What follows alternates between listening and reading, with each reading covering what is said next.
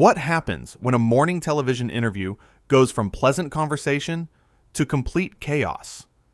In just 36 seconds, one comment would turn a friendly chat into one of the most shocking moments ever broadcast on live television. Good Morning America had seen thousands of celebrity interviews. Michael Strahan had sat across from movie stars, politicians, athletes, and members of royal families. He knew how to make guests feel comfortable. He knew how to ask the right questions. He knew how to keep conversations flowing smoothly. But nothing could have prepared him for what was about to unfold on this particular morning. The studio lights were bright and warm. The cameras were rolling. The audience at home was settling in with their coffee, expecting another typical morning show segment. Meghan Markle walked onto the set with confidence. She was there to discuss her latest projects and share updates about her life. The interview was supposed to last 12 minutes. It would not make it past 7. Michael stood up to greet her with his signature smile. "Welcome, welcome. It's so great to have you here with us this morning," he said warmly. They shook hands and took their seats. The small talk began easily enough. He asked about her flight to New York. She mentioned the traffic getting to the studio. Standard opening banter. Everything seemed perfectly normal. "So let's dive right in," Michael said, leaning forward slightly. "You've been working on some really exciting projects lately. Can you tell our viewers what you've been up to?" Meghan shifted in her chair. "Well, Michael, I've been incredibly busy. You know, when you're someone like me, someone who has lived the life I've lived, you have certain responsibilities. Important responsibilities that other people simply wouldn't understand." Michael nodded politely. "Absolutely. And I know our audience would love to hear more about those projects specifically." "I'm getting to that," she said, holding up one hand. "You see, the thing is, not everyone has the platform I have. Not everyone has the influence. And with that influence comes the need to be very selective about what I attach my name to." "Of course," Michael replied, maintaining his professional demeanor. "So, what have you selected to work on recently?" She paused, looking directly at the camera instead of at Michael. "I've been in discussions with several major organizations. Very major organizations. The kind that only reach out to people of a certain caliber. I really can't go into specifics because these things are highly confidential. But I can say that the work I'm doing is groundbreaking." Michael tried to redirect. "That sounds interesting. Maybe we can talk about some of your past work then? I know you've been involved in various charitable initiatives." "Charitable?" She repeated the word as if it tasted bitter. "Michael, what I do goes far beyond charity. Charity is what regular people do when they want to feel good about themselves. What I do is create actual change. Real, meaningful change that affects millions of lives." There was a slight tension in the air now. The crew behind the cameras exchanged quick glances. Michael, ever the professional, smiled and tried again. "Well, I think our viewers would love to hear about some specific examples of that change." Meghan crossed her legs and leaned back. "You know what, Michael? This is exactly the problem with interviews like this. Everyone wants to put you in a box. Everyone wants you to perform like a trained SEAL. Jump through hoops. Give them sound bites they can clip and share." "I apologize if it came across that way," Michael said calmly. "I'm genuinely interested in hearing about your work. That's why we invited you here." "Invited me?" She raised her eyebrows. "Let's be clear about something. Your producers called my team multiple times. Multiple times. They were practically begging for me to come on this show. So let's not pretend this was some casual invitation." Michael maintained his composure beautifully. "We're certainly grateful you're here. We always enjoy having interesting guests who can share their experiences with our audience." "Interesting guests," she repeated. "Is that what I am to you? Just another interesting guest? Do you have any idea who you're sitting across from right now?" "Of course I do," Michael replied gently. you're Meghan Markle, and we're very happy to have you here to discuss your current projects." She laughed, but it was not a warm sound. "My current projects. You keep saying that like it's so simple. Like I can just rattle off a list for you and your viewers. Do you know how many projects I have going on simultaneously? Do you have any concept of how many people depend on me?" "I'm sure it's quite a lot," Michael said, "and I'd love to hear about even just one or two of them if you'd like to share." "If I'd like to share," she said mockingly. "Michael, I came here as a favor to this show, a favor to you, and all I'm getting are these basic, surface-level questions that I could answer in my sleep." Michael took a breath. "What kind of questions would you prefer to answer?" "Questions that matter," she said immediately. "Questions about the real issues. Questions about the challenges I face every single day. Questions about what it's like to be me in a world that is constantly judging, constantly criticizing, constantly trying to tear me down." "Those sound like important topics," Michael agreed. "Let's talk about that then. What are some of the biggest challenges you're facing right now?" She stared at him for a moment. "Are you serious right now? You're really asking me that? After everything that's been in the news, after everything that's been written about me, you're asking me what challenges I'm facing?" "I am," Michael said simply. "I think our viewers would appreciate hearing it directly from you in your own words." "Your viewers," she said with clear disdain. "Let me tell you something about your viewers, Michael. Most of them are sitting at home in their pajamas, eating their cereal, living their small, ordinary lives. They tune into shows like this because they want a glimpse into the lives of people who actually matter. People like me."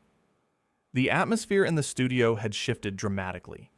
Michael's co-hosts, sitting nearby, looked uncomfortable. The camera operators kept filming, knowing this was becoming something extraordinary. "I think that's a bit unfair," Michael said, his voice still calm but firmer now. "Our viewers are good people from all walks of life who tune in to start their day with some news and entertainment." "Entertainment," she scoffed. "That's what I am to you. Entertainment. Something to fill time between your weather forecasts and your cooking segments." "That's not what I said," Michael corrected her gently. "You're a guest on our show, and we treat all our guests with respect, just as we'd hope they'd treat us with respect." "Respect?" Her voice rose slightly. "You want to talk to me about respect? Do you know what it's like to have your every move analyzed, your every word twisted, your every decision questioned by people who have never walked a single step in your shoes?" "I can imagine that must be very difficult," Michael replied. "But I think many people face criticism in their lives, even if it's not on the same scale." She pointed a finger at him. "Don't you dare compare my experience to regular people. Don't you dare minimize what I go through. You have absolutely no idea what it's like to be at my level, dealing with the things I deal with." "You're right," Michael said. "I don't know exactly what your experience is like. That's why I'm asking you about it. That's why we're having this conversation." "This isn't a conversation," she snapped. "This is an interrogation. You're sitting there with your little questions, trying to make me dance for your audience." "Well, I don't dance for anyone, Michael. Not anymore." Michael glanced at the producers off camera, but he continued professionally. "I'm sorry you feel that way. That was never the intention. We simply wanted to give you a platform to share whatever you wanted to share." "A platform?" She laughed again, that same cold laugh. "I don't need your platform. I have my own platform. I have millions of followers. I have direct access to more people than this show will ever reach."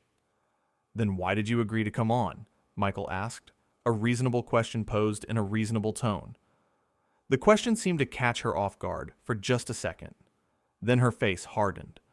"I told you, as a favor, because my team thought it would be good to remind people that I'm still relevant, still out here doing important work. But clearly, this was a mistake." "I don't think it was a mistake," Michael said kindly. "I think we just got off on the wrong foot. Why don't we start Over? Take a breath, and let's have a real conversation. A real conversation? She looked at him incredulously. Michael, you wouldn't know a real conversation if it hit you in the face. You're a talk show host. You read off teleprompters and smile for the cameras. You're not equipped to have a real conversation with someone like me. The insult hung in the air. Michael's jaw tightened slightly, but his voice remained even. I've had real conversations with presidents, world leaders, Olympic athletes, and people from every background imaginable. I think I can handle a conversation with you. Handle me. She stood up abruptly. Handle me? Did you just say, you can handle me? That's not what I meant, Michael said, also standing. I meant I'm capable of having a meaningful conversation. No, she said, pointing at him again. You said handle. Like I'm some kind of problem that needs to be managed. Like I'm difficult. Is that what you think? That I'm difficult?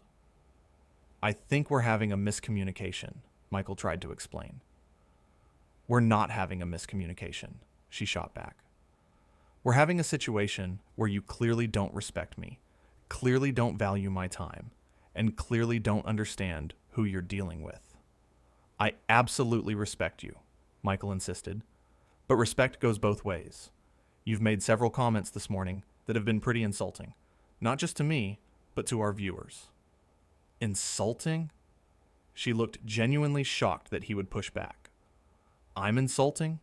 I'm the one being insulted here. I'm the one being treated like some kind of circus act. Nobody is treating you that way, Michael said firmly. We invited you here for a straightforward interview. You're the one who's turned this into something else. Her eyes flashed with anger. How dare you? How dare you speak to me like that? Do you know who I am? Do you know what I've been through? I've dealt with things that would break most people. I've survived situations that you couldn't even imagine. I'm sure you have, Michael said, and I'm sorry for whatever difficulties you've faced, but that doesn't give you the right to come onto this show and be disrespectful to everyone here. Disrespectful? She was almost shouting now. I'll tell you what's disrespectful. What's disrespectful is inviting someone of my stature onto your show and then treating them like they're nobody. What's disrespectful is asking vapid, meaningless questions. What's disrespectful is wasting my time with this nonsense. If you feel that way, you're certainly free to leave, Michael said, his patience clearly wearing thin. Oh, I'm free to leave? She grabbed her purse from beside the chair. You're giving me permission to leave? How gracious of you, Michael. How incredibly gracious. That's not what I meant, he tried again. I don't care what you meant, she said loudly. I care about what you said. And what you said was that I'm free to leave your precious show, like you're doing me some kind of favor by releasing me from this torture. Michael took a deep breath.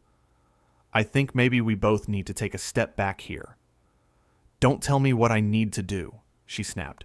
You don't get to tell me anything. You're just a host. You're just someone who asks questions for a living.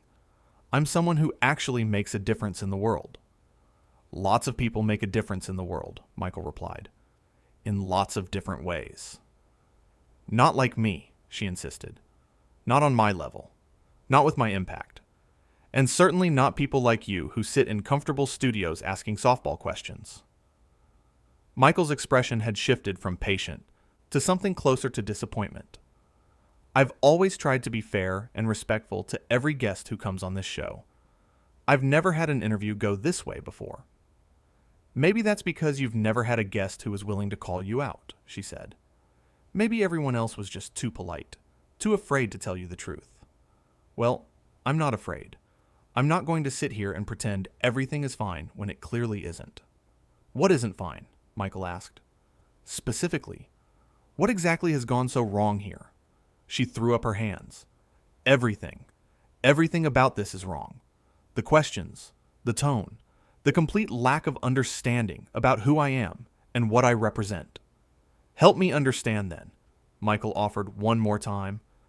Tell me what you want to talk about. I don't want to talk about anything anymore, she declared. Not with you. Not on this show. This was clearly a terrible idea from the beginning. I'm sorry you feel that way, Michael said sincerely. Stop apologizing, she practically yelled. Stop being so fake polite. Just admit that this was a disaster and let me leave. Michael stood very still. You're absolutely right that this hasn't gone the way any of us hoped. And yes, you're free to go whenever you want. You always were. There you go again with that tone, she said. That condescending, patronizing tone like you're talking to a child. I'm not trying to be condescending, Michael said, his exhaustion with the situation finally showing. I'm trying to end this conversation on a civil note. Civil? She grabbed her bag more tightly. There's nothing civil about this. There's nothing civil about how I've been treated here today.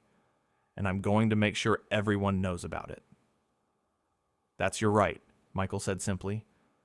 She stared at him, seeming almost disappointed that he wasn't engaging in a bigger fight.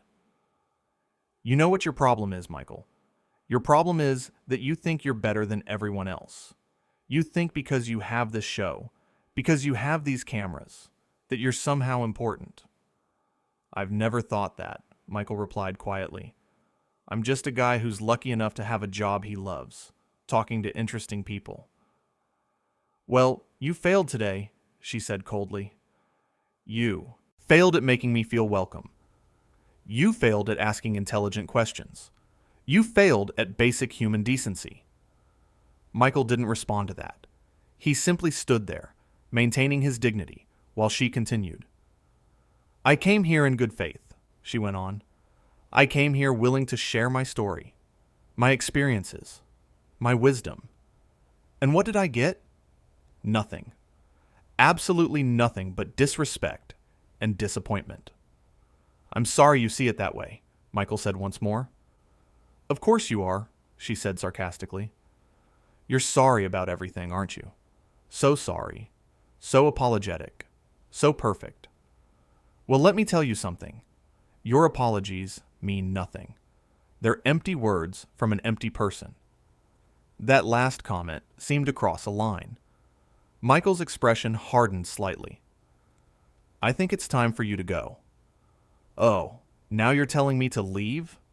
She looked triumphant, as if she'd been waiting for this. Now you're throwing me off your show? How predictable. How typical. I'm not throwing you off, Michael clarified. I'm simply agreeing with you that this interview should end. Because you can't handle me, she said with satisfaction. Because I'm too real for you. Too honest. Too willing to speak truth to power. Because this has become unproductive and uncomfortable for everyone involved, Michael corrected her. She shouldered her bag and looked directly into the camera. Let everyone watching know what happened here today. Let them know that when someone dares to speak their mind, when someone refuses to play the game, this is what happens. They get silenced. They get pushed out. Nobody is silencing you, Michael said tiredly. You've been speaking quite freely this entire time. And now you're making me leave, she said. You said you wanted to leave, Michael reminded her. Multiple times. Because you made it impossible to stay. Her voice was rising again. Because you created an environment that was hostile and unwelcoming. Michael looked at her steadily. I think we have very different perspectives on what happened here this morning. Of course we do, she said. Because you're delusional. You're living in some fantasy world where you think you did nothing wrong. I tried my best to conduct a respectful interview, Michael stated. I'm sorry it didn't meet your expectations. Your best wasn't good enough, she said sharply. Not even close, and I'm going to make sure everyone knows it. That's your choice, Michael replied. She turned and started walking toward the exit. Then she stopped and turned back one more time. You know what the saddest part is, Michael? The saddest part is that you had a chance. You had a chance to do something meaningful here today. You had a chance to have a real conversation with someone who has actually lived through extraordinary things, and you blew it. Michael didn't take the bait. He simply said, I hope the rest of your day is better than this morning has been. She made a disgusted sound and shook her head. Unbelievable. Absolutely unbelievable. Then she looked at the crew members standing nearby. I hope you all got this on camera. I hope you recorded every single second of how your host treats his guests. One of the producers stepped forward. Ma'am, maybe we could... Don't, she cut him off. Don't try to smooth this over. Don't try to pretend like everything is fine. It's not fine. It's the opposite of fine. Michael remained standing by his chair, watching this all unfold with a mixture of professionalism and clear disappointment. This was not how he ran his show. This was not how interviews were supposed to go. But he maintained his composure throughout, never raising his voice, never losing his cool. She adjusted her bag one more time and gave everyone in the studio a withering look. This is exactly why I preferred doing my own content. At least there, I have control. At least there, I'm treated with the respect I deserve. I wish you all the best with that, Michael said, and he meant it without a trace of sarcasm. I don't need your wishes, she replied. I don't need anything from you, or this show, or anyone here. I'm perfectly fine on my own. I'm sure you are, Michael said. She started walking toward the exit again, her heels clicking loudly on the studio floor. Everyone watched in stunned silence. This was unprecedented. This was not something that happened on morning television. Guests didn't storm off sets. Interviews didn't implode like this. Just before she reached the door, she turned around one final time. And for the record, Michael, you're nowhere near as charming as you think you are. You're just another talking head, reading lines, collecting a paycheck. There's nothing special about you. Michael took a slow breath. I never claimed to be special. I just try to do my job well. Well, you failed today, she said again. Spectacular failure. Remember that. And with that, she pushed through the studio door and was gone. The door swung shut behind her with a decisive click. The studio remained silent for several long seconds. Nobody seemed to know quite what to do or say. Michael finally sat back down in his chair and looked directly at the camera. His professionalism kicked back in immediately. Well, he said with a small, rueful smile, that was certainly unexpected. We're going to take a quick break, and when we come back, we'll continue with the rest of our show. He maintained his dignity right through to the commercial break. He didn't badmouth his guest. He didn't make excuses. He simply acknowledged what everyone had just witnessed and moved forward. Behind the scenes, the crew was buzzing. Producers were on their phones. Directors were replaying footage. Everyone knew they had just captured something that would be talked about for years to come. This was the kind of television moment that becomes legendary, that gets replayed and analyzed and discussed endlessly. When the show came back from commercial, Michael addressed what happened with grace and class. Look, sometimes interviews don't go as planned, he said to the camera. That's live television, but we respect everyone who comes on our show, and we wish them well. He didn't dwell on it. He didn't turn it into a bigger spectacle than it already was. He simply moved on to the next segment, proving once again why he was so respected in the industry. He knew how to handle difficult situations. He knew how to maintain professionalism, even when others lost theirs. The interview, or rather the spectacular implosion of the interview, would be clipped and shared millions of times. People would analyze every word, every expression, every moment of tension. They would debate who was right and who was wrong. They would create memes and commentary videos. They would discuss it on social media for days and weeks. But in the moment, in the studio, Michael simply did what he always did. He showed up, he treated people with respect, and he continued with his job. Even when that respect was not returned, even when things went completely off the rails, even when a guest decided to turn a simple interview into a dramatic confrontation, That's what separated true professionals from those who simply played one on television. Michael had spent years building a reputation as someone who could handle any situation with grace and dignity. And even in this bizarre, uncomfortable, unprecedented situation, he proved why he deserved that reputation. The whole thing had lasted less than 7 minutes. 7 minutes that felt like an hour. 7 minutes that produced enough drama for an entire season of television. 7 minutes that showed the stark difference between someone who understood professionalism and someone who believed the rules didn't apply to them. As the show continued, Michael interviewed other guests, discussed the news, bantered with his co-hosts, and did everything he normally did. He didn't let one difficult interaction derail the entire morning. He didn't let one person's behavior define the show. That was the real story. Not just that a guest had behaved badly, but that a host had handled it with such consistent grace. Not just that an interview had gone wrong, but that a professional had managed the situation without losing his composure or his kindness. Michael Strahan had faced down some of the toughest athletes in professional football during his playing days. He had handled high-pressure situations countless times, but this morning had tested him in a different way. And he had passed that test with flying colors. The cameras kept rolling. The show went on. And somewhere, a former guest was probably still fuming about perceived slights and manufactured insults. But in the studio, everyone knew they had witnessed something remarkable. Not remarkable because of the drama, but remarkable because of how it was handled. That's what people would remember when they looked back on this moment. Not just the spectacle of someone storming off a set, but the steady, calm, professional response from a host who refused to sink to that level, who refused to engage in a shouting match, who refused to compromise his values or his dignity.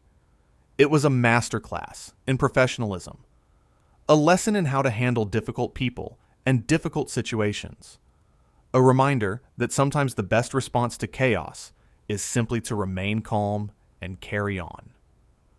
The morning sun continued to shine through the studio windows. The cameras continued to capture every moment, and Michael Strahan continued to do what he did best, showing up every day and treating his job, his colleagues, and his audience with respect and professionalism.